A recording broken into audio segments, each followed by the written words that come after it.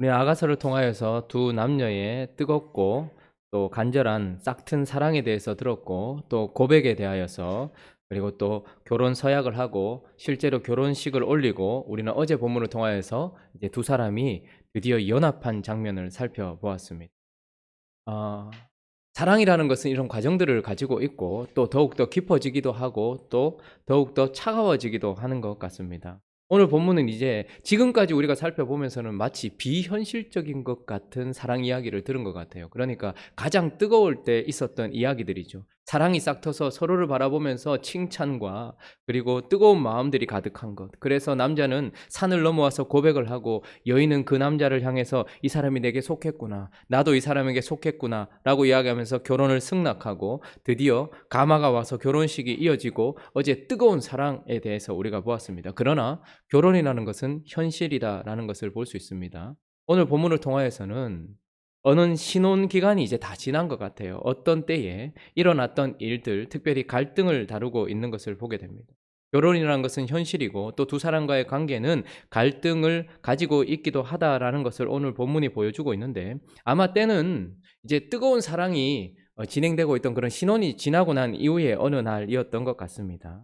그런데 그때에 있었던 일을 우리에게 소개시켜주고 있는데, 이것을 문자 그대로 해석할 수도 있고, 아니면 이 여인과 남자의 갈등을 보여주기 위한 그냥 배경으로서 우리가 해석해 볼 수도 있는데, 어쨌든 2절에 보니까 비몽사몽간이었던 것 같아요. 여인이 이제 잠이 들려고 하는 순간이었던 것 같고, 어쨌든 거의 잠자리에 들었던 상황이었는데 남자가 찾아왔습니다. 그래서 나의 누이, 나의 사랑, 나의 비둘기, 나의 완전한 자야, 문을 열어달라라고 이야기하면서 머리에 이슬이, 그리고 머리털에는 밤이슬이 가득한 그 상황 속에서 문을 열어달라고 이야기하는데, 여인 입장에서는 이것이 좀 불편한 거예요. 이미 내가 옷을 다 벗었고, 그리고 씻고 자려고 누워 있는데 어떻게 다시 더럽히겠냐, 발을 더럽히겠냐라고 이야기하면서 문을 열어주지 않으려고 거부했던 것 같습니다. 그랬더니 이 남자가 멈추지 않고 계속해서 문틈으로 손을 들이밀면서까지 어떻게든 들어와 보려고 했었을 때에, 그때에 자기의 마음이 조금 동하여서 그래, 그러면 일어나자라고 이야기하면서 어쨌든 지체된 시간 이후에 여인이 다시 일어났는데, 그 시간 동안 남자는 어떻게 돼버렸습니까? 버렸다, 이렇게 얘기합니다. 문을 열려고 하다가 여인이 나오지 않으니까 하고 떠나가 버렸다라고 얘기하고, 이 일로 말미암아서 여인이 그 마음속에 남자가 가버려 응답해도 이제 더 이상 불러도 응답할 수 없고 그냥 멀리 떠나버린 것 같아서 일어나서 다시 성 안을 순찰하는 사람들을 만나기도 하고, 그렇게 해서 상처를 받는 이야기입니다. 그러니까 지금 이 구조는, 지금 이 내용은 남자와 여자의 어떤 뜨거운 사랑이 지나고 난 이후에, 이제 신혼기가 지나고 난 이후에 어떤 갈등 상황인데, 이것을 문자 그대로 진짜 밤에 남자가 늦게 찾아와서 문을 열려고 했고, 그리고 여인은 이미 자려고 누웠고 발도 다 씻었기 때문에 일어나지 않으려고 지체하고 있다가 남자가 끊임없이 계속해서 문을 열려고 하니까 그때서야 마음이 동해서 일어났는데 남자는 이미 떠나가 버렸어요. 그래서 이 떠나가 버린 남자를 찾으려고 밖에 나갔다가 봉변을 당하기도 하고 아픔을 당하기도 했다. 문자 그대로 해석을 해도 되고, 아니면 이 여인의 내면과 마음을 대변해 준다라고 해석할 수도 있을 것 같습니다. 저는 두 번째 해석을 선호합니다. 그러니까 아마 여자는 오늘 별로 마음이 없었어요. 남자와 연합하고 싶은 마음이 별로 없는 거예요. 그냥 자기 생각에 오늘 나는 그냥 자려고 생각을 하고 있었어요. 옷을 벗었고 그리고 발을 씻었다. 이것은 자기 상황인 것이죠. 그래서 자기에게는 마음이 없던 어느 날 밤에 이 남자가 여느 때처럼 언제나 이 여인을 사랑하는 마음으로 나의 누이, 나의 사랑, 나의 비둘기, 나의 완전한 자야 라고 얘기하면서 그 여인에게 다가온 것이죠. 그런데 다가오고 있는 비몽사몽간에 나는 이미 잠이 들으려고 하고 있는데, 남자가 다가와서 자기에게 무엇인가를 요청하니까 조금 귀찮았기도 했고 좀 거부하는 마음들이 있었던 것 같습니다.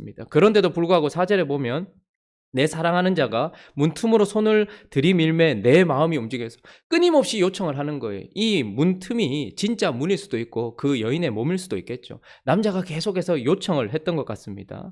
그리고 난 이후에 시간이 어느 정도 지체되었죠. 그러니까 여자가 마음을 돌이켜서 그러면 내가 내 사랑하는 연인을 맞이하겠다라고 했는데, 이미 남자는 그 마음이 이제 상했고 돌아서 버렸던 것 같고, 이 일로 말미암아서 진짜 실제로 성 밖에 나아가서 그리고 성을 돌아다니다가 순찰하는 자들에게 매맞기도 하고 성벽을 파수하는 자들에게 겉옷을 빼앗기기도 하는 수치를 실제로 당했을 수도 있겠지만 이것은 그 마음이 받은 상처를 의미할 수도 있을 것입니다. 그러니까 남자에게 요청에 응해서 이제 마음을 돌이켰는데 남자의 마음이 식어져 버린 것이죠.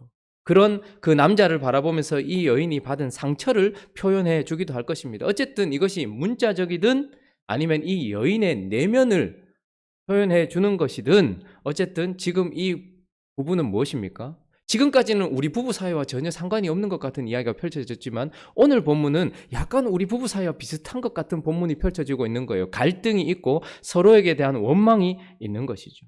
자, 그러면 이러한 갈등과 균열, 이 본문을 통해서 우리는 무엇을 교훈받을 수 있는가? 먼저 이런 두 사랑하는 사이, 그러니까 여전히 사랑하고 있습니다. 나의 사랑하는 자, 그리고 그 남자도 내 사랑, 내 비둘기라고 이야기하죠. 그런데 갈등이 생기는 원인은 무엇인가? 먼저 그것을 살펴보면 자기 주장이었다 이렇게 이야기할 수 있습니다.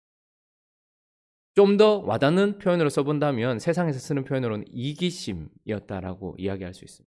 자, 자기에게 들어오기를 원하는 사랑이 있습니다. 2절에 보니까 내가 잘지라도 마음은 깨어 있었어요. 그러니까 아직까지 완전히 잠들어 버린 것이 아니고 그래서 그 남자가 원했던 것 같아요. 그런데 문제는 무엇인고 하니까 3절 한번 읽어볼까요? 3절 읽습니다. 시작. 내가 옷을 벗었으니 어찌 다시 입겠으며 내가 발을 씻었으니 어찌 다시 더럽히랴. 이렇게 이야기합니다. 자, 무슨 말입니까? 오늘 이 3절 본문에는 나라는 단어가 계속해서 반복이 되고 있고 강조가 되어 있어요. 자기에게 들어오기를 원하는 사랑을 향하여서 활짝 열었던 어제 본문과는 조금 다르죠. 지금 오늘 본문에서는 이 여인이 자기의 주장이 있고 자기의 생각이 있는 것입니다. 그래서 내 욕구가 지금 있는 거예요. 나는 이미 옷을 벗었다. 나는 이미 마음이 없다. 나는 씻었다. 라고 이야기하면서 내가 가지고 있는 욕구와 내가 가지고 있는 생각이 있는 것입니다. 그러니까 자기 주장이 생기기 시작한 것이죠. 뿐만 아니라 그 여인이 이후에 마음을 돌이켰어요. 4절 한번 읽어볼까요? 4절 있습니다. 시작. 내 사랑하는 자가 문틈으로 손을 들이밀매 내 마음이 움직여서. 자, 마음이 돌이켜서 이 남자를 받아주려고 했지만 그 이유도 무엇입니까? 무엇이 움직여서? 뭐요? 내 마음이 움직인 거예요. 그러니까 그 남자 때문에 내 마음이 움직인 게 아니고 그냥 내 마음이 움직인 거예요. 남자가 이렇게 열심을 내고 사랑을 자꾸 요구하니까 내 마음이 움직였다라고 이야기하면서 지금 사랑 가운데 있어서는 안 되는 단어가 나오고 있는데 그것은 바로 나입니다. 남녀 간의 사랑하는 관계 속에서 부부 간에 서로 갈등이 일어나는 이유는 서로 다른 주장을 가지고 있고 서로 다른 생각을 가지고 있는 두 남녀가 자기를 주장하기 시작하는 순간 그때부터 갈등이 일어난다라는 것을 보게 됩니다. 그래서 바울이 명령이 아니다, 이건 허락이다라고 말하면서 부부 간의 관계를 이야기할 때는 언제나 고린도전서 한번 가볼까요? 7장. 고린도전서 7장 3절, 4절 한번 읽어볼까요? 7장은 보면 결혼에 대하여 이렇게 이야기하는데 이 결혼이 그리스도와 우리의 관계를 보여준다라고 바울은 또 이야기를 하고 있습니다. 자, 그런데 3절과 4절 한번 읽어볼까요? 신약성경 270페이지. 자, 읽습니다. 시작. 남편은 그 아내에 대한 의무를 다하고 아내도 그 남편에게 그렇게 할지라. 아내는 자기 몸을 주장하지 못하고 오직 그 남편이 하며 남편도 그와 같이 자기 몸을 주장하지 못하고 오직 그 아내가 하느니. 두 사람이 자기라는 어떤 그 자아를 가지고 있음에도 불구하고 결혼이라는 것은 무엇입니까? 자기가 자기를 주장하지 못한다라는 거예요. 야, 이거 너무 심한 거 아니냐? 그러면 나는 내가 원하는 대로 하면 안 된다는 거냐? 그게 아니죠. 부부라는 관계 속에서 이야기하는 겁니다. 자기의 욕구를 채우기 위한 그런 관계가 아니라 서로를 깊이 사랑하고 있는 관계 속에서는 사랑이라는 것은 자기를 주장하는 것이 아니라 타인을 주장하는 것이고 상대를 주장해 주는 것이다라고 이야기를 하고 있는 것입니다. 그러니 오늘 이 깊이 사랑했던 두 연인의 이 부부의 관계에 갈등이 생긴 이유는 바로 자기 주장이었다라고 이야기를 하고 있습니다. 부부간의 관계도 그렇다라고 이야기를 하고 있죠. 금이 가게 된 것은 바로 나를 주장했기 때문이고 나를 생각하는 이기심 때문이었다 이렇게 얘기합니다. 자, 그런데 이것을 극복하는 어떤 원인이 그리고 극복하는 이유가 나타나는데 무엇으로 그러면 이것을 극복할 수 있는 것입니까? 이런 갈등은 어떻게 해결할 수 있고 또 이런 갈등을 막을 수 있는 것입니까? 중요한 것은 오늘 본문이 무엇을 얘기해 주고 싶어 하는가 하면 바로 두 사람의 사랑 속에는 자기 부인이 필요하다라는 것을 우리에게 이야기를 해 주고 있습니다. 자, 이 여인과 이 남자가 결혼한 이유는 무엇입니까? 여러분들이 지금 그 배우자와 결혼한 이유는 무엇입니까? 세상은 반대로 가르칩니다. 사랑받기 위해 결혼하는 줄 알고 있습니다. 그러나 우리가 결혼한 이유는 무엇입니까? 사랑하기 위해서 결혼한 것이라는 말입니다. 그러니까 자기 부인은 무엇입니까? 나의 유익을 구하지 않는 모습으로 드러나는 거예요. 내 유익을, 사랑은 자기의 유익을 구하지 않는 것입니다. 그래서 내가 그의 신부요. 나는 그냥 신부가 아니고 그의 신부요. 나는 그냥 동산이 아니라 이제 그의 동산이 되었다라는 것을 잊어버려서는 안 된다라는 말입니다. 그러므로 나의 욕구를 채우고 또 나의 시간에 맞추는 것. 내가 정한 때가 있었던 거예요. 그러니까 남자가 지금 원하는 때가 있었는데 내 마음이 움직이는 그때에 나는 무엇인가를 하고 싶고 내 욕구가 말하는 그때에 무엇인가를 하고 싶다라고 얘기하는데 이 순간 우리에게 필요한 것은 무엇입니까? 서로 다른 남자와 여자가 부부관계 속에서 필요한 것은 바로 자기 부인이다라는 것입니다. 나의 유익을 구하지 않는 것, 나의 필요를 채우지 않는 것, 내가 때를 정하지 않는 것, 내가 나를 주장하지 않는 것, 이것이 바로 자기 부인의 모습으로 드러난다라는 것이죠. 그리고 오늘 본문은 자기 부인이라는 것이 갈등이 진행되고 있는 상황 속에서 또 어떻게 나타나고 있는가를 보여주고 있는데 자기 부인은 나의 유익을 구하지 않는 것으로 드러나는 것입니다. 그러나 나의 유익을 구하다가 갈등이 생겼어요. 그때는 어떻게 해야 됩니까?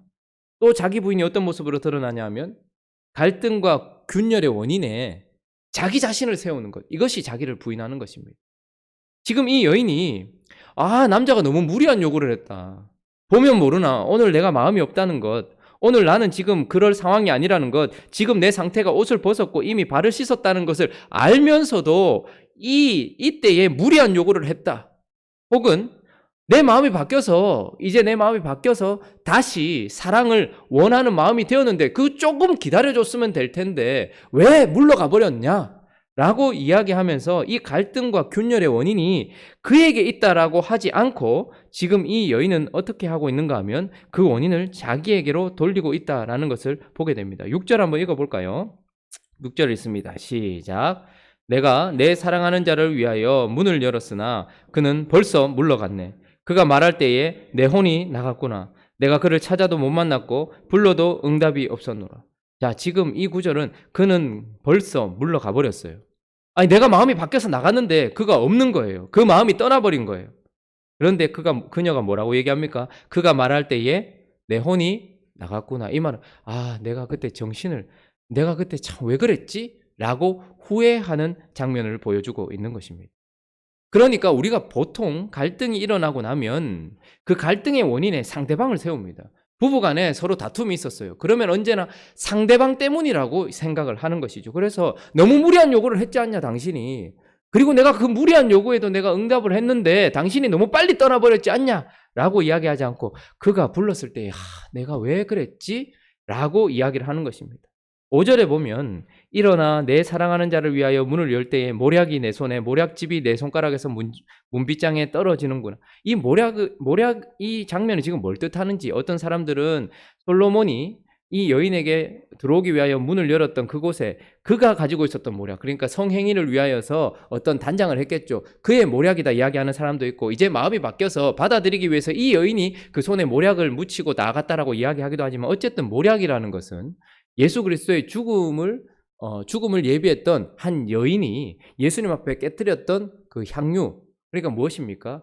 자기 죄에 대한 인식이 있었던 어떤 그런 귀한 향품인 것입니다. 그러니까 이 여인 자체는 지금 내가 참 그때 잘못했네. 내가 나를 주장하다가 그랬구나 라는 후회하는 마음과 돌이키는 마음이 있었다라는 것을 지금 보여주고 있는 것입니다. 그러니까 자기 부인은 무엇입니까? 나의 유익을 구하지 않는 것이 자기 부인이지만 그러나 어쨌든 갈등이 생겼을 때에 이 여인은 갈등과 균열의 원인을 자기 자신이라고 생각하고 거기에다가 세우는 것이죠. 첫사람 아담과 하와는 어땠습니까? 큰 문제와 갈등이 일어났습니다. 하나님 앞에서도 갈등이 일어났어요. 그때 어떻게 합니까? 하나님이 왜 선악과를 먹었느냐라고 얘기했을 때 이 여자라고 이야기를 합니다. 그러니까 남자가 그 원인에 여자를 세우고 있죠. 여자도 뱀이라고 서로를 헐뜯고 있는 것을 보게 됩니다. 그러나 오늘 이 여인은 그렇지 않다는 것을 보게 됩니다. 내 혼이 나갔구나. 아, 내가 그때 왜 그랬지? 아, 내가 그러지 말았어야 되는데 라고 이야기하고 있는 것입니다. 또 한 가지 더 살펴볼 수 있는 것은 이 자기 부인이 갈등 속에서 어떻게 드러나냐 하면 이 여인은 지금 이제 상처받은 자기 자신이 아니라 사랑스러운 그를 묵상하고 있다. 그를 생각하고 있다라는 것을 보게 됩니다. 7절에 보면 성하는 수찬하는 자들이 나를 만나며 나를 쳐서 상하게 하였고 성벽을 파수하는 자들이 나의 겉옷을 벗겨갔다 이렇게 얘기합니다. 지금 이 여인은 실제로 진짜 이런 일을 당했든지 아니면 그의 마음이 지금 이런 상태인 것을 드러내는 것인지 어쨌든 지금 상처를 받았어요. 그때에 우리가 보통 어떻습니까? 남녀가 서로 다툼이 있고 나면 상처받은 자기 자신을 묵상할 때가 얼마나 많습니까? 아, 내가 이만큼 상처받았다. 어떻게 이럴 수 있냐? 사람이 어떻게 저러냐? 이렇게 이야기할 때가 많습니다. 그래서 우리는 보통 상처를 받고 나면 상처받은 자기 자신에게 집중할 때가 많이 있습니다. 그러나 오늘 이 여인은 어떻습니까? 갑자기 8절에 보면 무리의 합창이 들립니다. 예루살렘 딸들에게 내 사랑하는 자에게 내가 병이 났다라고 사랑병이 났다라고 만나고 싶다라고 전해달라라고 이야기를 하면서 여자들이 묻죠. 너의 사랑하는 자가 남의 사랑하는 자보다 나은 것이 뭔데? 라는 질문이 이 여인의 마음속에 있었고 그때부터 10절부터는 무엇입니까? 10절부터 16절까지는 온통 그 남자의 아름다움, 그 남자의 장점, 그 남자의 전부를 묵상하고 있는 것을 보게 되는 것이죠. 그러니까 이 남녀 간의 사랑 가운데서 균열이 생겼을 때, 갈등이 생겼을 때 자기를 부인하는 것은 바로 그 원인에 자기 자신을 세우는 것일 뿐만 아니라 상처를 받은 자기 자신을 묵상하지 않고 사랑스럽고 나에게 사랑을 베푼 그 사람, 그리고 그 사람의 장점, 그 사람의 사랑스러움 이런 것들을 묵상함으로 말미암아 자기를 부인하는 것, 이것을 오늘 우리가 본문을 통해서 살펴볼 수 있습니다. 자, 그러면 이 여인과 이 남자의 결혼 생활 가운데 생겨난 이 갈등은 우리 가운데도 일어나는데 이것을 통하여서 주님은 무엇을 우리에게 교훈하고 싶어 하실까요? 주님과 우리의 관계 속에서 무엇을 우리는 교훈받을 수 있을까요? 우리 또한 우리의 신랑 되신 예수 그리스도의 관계에서 내가 나를 주장하기 시작하는 순간 주님과의 갈등, 그리고 균열, 그리고 실제로 상처받는 일이 있을 수 있다라는 것을 우리에게 보여주고 있는 것입니다. 주님이 우리에게 무엇인가를 요구할 때가 있고, 주님이 주님의 주권대로 우리에게 무엇인가를 할 때가 있고, 주님이 우리를 끊임없이 사랑해 주고 계십니다. 그런데 우리는 주님과의 관계 속에서 우리 자신을 주장하고 싶을 때가 있습니다. 주님이 기도를 요구하실 때 우리는 잠을 요청하고 싶을 때가 있고, 주님이 헌신을 요구하실 때 나는 쉼을 가지고 싶을 때가 있고, 주님이 용서를 요구하실 때 나는 미움을 주장하고 싶을 때가 있고, 주님이 예물을 요구하실 때에 나는 그것을 나를 위해 쓰고 싶을 때가 있단 말이에요. 그런데 그때에 갈등의 원인이 되는 것은 무엇입니까? 바로 주님의 무리한 요구가 아니라 바로 내 자신을 내가 주장하기 시작하는, 나의 욕구를 주장하기 시작하고 나의 때를 주장하기 시작하는, 지금 말고 나중 내 마음이 움직일 때까지 기다리시라. 내가 일하고 싶을 때까지 기다리시라. 지금 주님 너무 무리한 요구하고 있습니다라고 생각하는 나의 주장이 그 부드러우신 주님과 우리의 사이를 갈라놓을 수 있단 말이에요. 잠시 동안 갈라놓을 수도 있고 그 일로 말미암아서 상처를 받을 수도 있다라는 것입니다. 우리가 가끔 신앙생활을 하다 보면 주님과 우리의 사이가 소원해진 것 같은 느낌이 들 때가 있어요. 그런데 보통 우리는 어떻게 합니까? 내버려 둬버립니다. 아무것도 아닌 것처럼 생각합니다. 가장 중요한 것은 이분과의 관계 아닙니까? 부부가 서로 마음의 상처를 받아서 지금 제일 좋지 않은 상황에 있는데 남편은 바깥일을 한다고 그냥 지나가 버리고, 아내도 그냥 집안 돌보고 한다고 그냥 지나가 버리고, 이렇게 하는 부부는 이제 이미 다 끝난 부부예요. 거의 끝난 부부예요. 대화도 없고 끝난 부부예요. 그러나 가장 중요한 것은 무엇입니까? 이 부부관계부터 회복하고 난 이후에 해야 되는 것이죠. 우리 또한 마찬가지예요. 주님과 우리의 관계 사이에 균열이 생긴 것 같으면 그때 그걸 해결해야 되는데 우리는 그냥 내버려 둬버려요. 그런데 우리가 기억해야 됩니다. 주님과의 관계 속에서도 내가 나를 주장하기 시작하는 순간 갈등이 생기고 상처를 입을 수 있다라는 것입니다. 뿐만 아니라 우리의 사랑은 더 깊어져야 된다는 것을 보게 됩니다. 우리가 어제 본문을 통하여서 그 여인이 사랑스럽고 흠이 없는 높은 곳에 있고 닫혀진 동산으로 순결하다는 것을 봤어요. 사랑은 순결해야 되는 겁니다. 그분 앞에 순결해야 되겠죠. 그러나 세상 앞에서, 다른 이 앞에서 순결한 그 여인이 그 이후에는 어떻게 됩니까? 어제 첫날 밤을 치렀던 그 아름다운 연합처럼 주님과는 연합해야 되는 거예요. 그렇죠? 그래서 우리는 세상 앞에서는 순결하지만 주님과는 믿음으로 언제나 연합해야 된다는 거예요. 그런데 여기까지만 또 머물면 안 되고 오늘 본문은 또 무엇을 보여주고 있습니까? 이 하나됨, 이 연합을 유지하기 위해서는 또 뭐가 필요하다는 거예요? 자기 부인이 필요하다는 것을 우리에게 이야기를 해주고 있는 것입니다. 주님과의 사랑을 위하여서 우리가 흠없고 점없고 어여쁜 모습으로 거룩하게 정결하게 되어지는 것도 중요하지만 언제나 우리는 주님께 열어드리는, 주님과 하나를 요구하는 믿음이 필요한 거예요. 주님과의 사랑 속에서. 그런데 그 사랑만, 그 믿음만 필요한 것이 아니라 그 이후에 우리에게 뭐가 필요하다는 거예요? 그 믿음과 그 하나됨을 계속해서 유지하기 위해서는 뭐가 필요하다는 거예요? 자기 부인이 필요하다는 거예요. 이것이 사랑의 더 깊은 성숙인 것입니다. 그러므로 오늘 이 아침에 우리가 주님과의 관계에서 우리는 어떠한가? 나를 주장하고 있지는 않은가?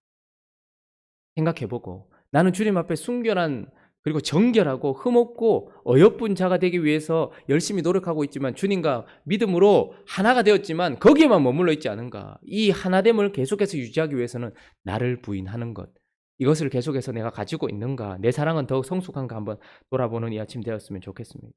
말씀의 결론을 내리겠습니다. 결혼은 현실입니다. 신앙생활도 마찬가지입니다. 주님은 인격이 있어요. 기계처럼 늘 똑같이 반복하시는 분이 아니라 그분에게도 인격이 있으신 것입니다. 그래서 이 모든 것들을 통하여서 우리는 이 관계를 통하여서 이 여인이 16절에 보면 이 남자를 향하여서 호칭이 하나 더 붙었다라는 것을 보게 됩니다. 이 사랑의 성숙으로 말미암아서 이 남자를 향한 호칭이 하나 더 붙었는데, 자 16절 한번 읽어주시겠습니까? 시작. 예루살렘 딸들아, 이는 내 사랑하는 자요. 뭐가 하나 더 붙었습니까? 나의 친구로다. 무엇입니까?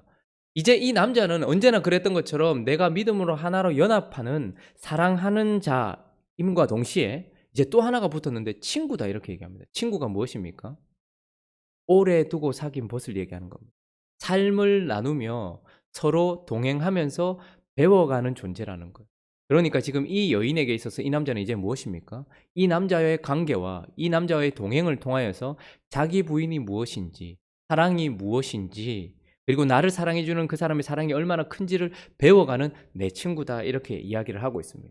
주님은 우리에게 어떤 분이십니까? 주님은 우리가 믿음으로 연합해야 될 사랑하는 자일 뿐만 아니라 자기 부인을 통해서 우리를 가르쳐주고 계시는, 언제나 우리 옆에서 그 사랑을 가르쳐주고 계시는 내 친구다 라는 것을 기억하시면서 오늘 우리의 주님과의 관계를 다시 한번 살펴보고 나 자신을 부인하는 사랑까지 넘어가서 그분으로 말미암아서 우리가 계속해서 내 사랑이요, 내 친구이신 주님과 함께 동행함으로 말미암아 더 성숙한 사랑을 하는 행복한 우리 교회 되시기를 예수 그리스도의 이름으로 축원합니다. 같이 한번 기도하겠습니다. 우리가 믿음으로 그분과 연합했다 할지라도 내가 나를 주장하는 순간 주님과의 사이에 멀어짐이 있을 수 있습니다. 그리고 상처가 있을 수 있습니다.